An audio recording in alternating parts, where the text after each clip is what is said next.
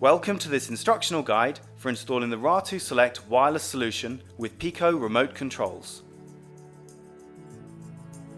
For this installation, we'll be using a 4-button kitchen Pico control and single faceplate. To begin with, make sure the power is switched off for the area you're working in. Unscrew and disconnect the existing switch from the wall.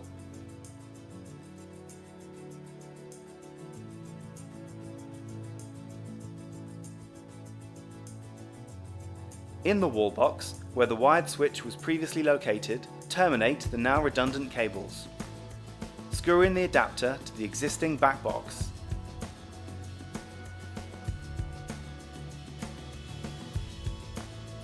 Slide on the Pico control and click into place the final outer faceplate.